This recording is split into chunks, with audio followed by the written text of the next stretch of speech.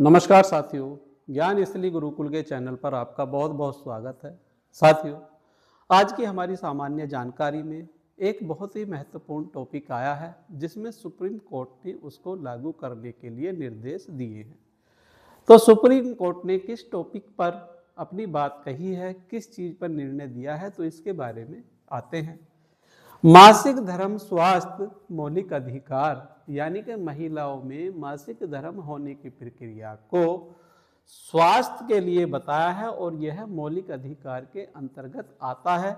तो यह मौलिक अधिकार के अंतर्गत आता है, इस पर सुप्रीम कोर्ट ने क्या निर्णय दिया है। Justice JB. पादरीवाला के निर्देशों के आलोक में न्यायपालिका ने यह स्पष्ट किया है कि मासिक धर्म केवल स्वास्थ्य या स्वच्छता का विषय नहीं बल्कि संविधान के अनुच्छेद 21 जीवन व गरिमा के अधिकार के अंतर्गत आने वाला मौलिक अधिकार है।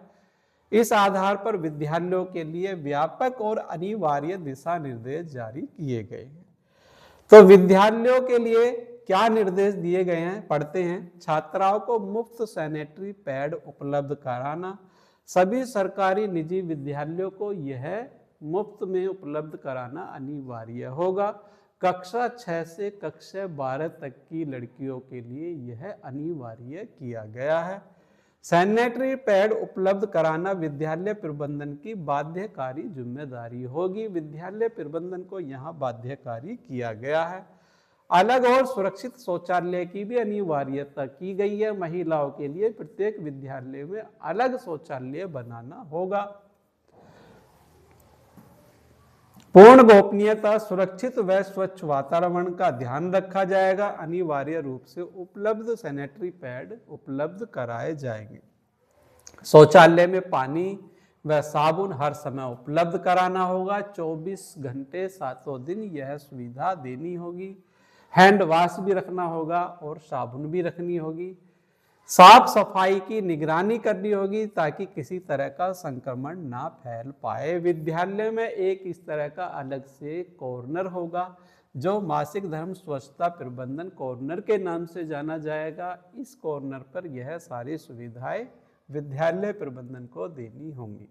यदि विद्यालय इनको समान रूप से लागू नहीं करता है तो संबंधित विद्यालय की मान्यता समाप्त कर दी जाएगी और यदि सरकारी स्कूल है तो संबंधित व्यक्ति के खिलाफ कानूनी कार्रवाई की जाएगी। जिस व्यक्ति के मार्गदर्शन या दिशा निर्देशों के अनुसार यह कार्य नहीं किया है तो उस व्यक्ति को कानूनी रूप से सजा दी जाएगी।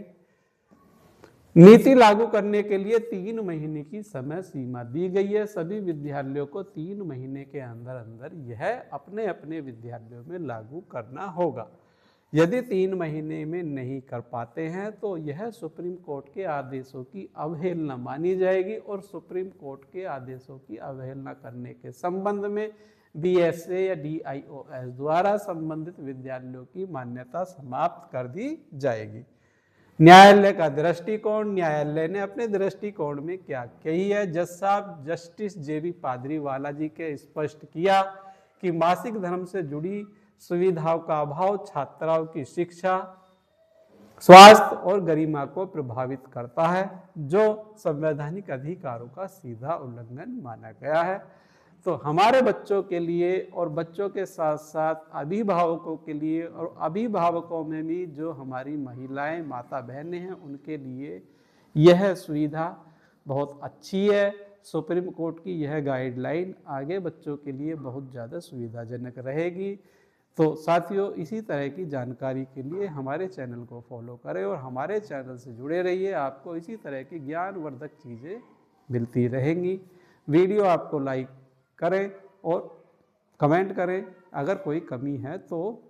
मिलते हैं नई वीडियो के साथ, तब तक के लिए जय हिंद, जय भारत, धन्यवाद साथियों।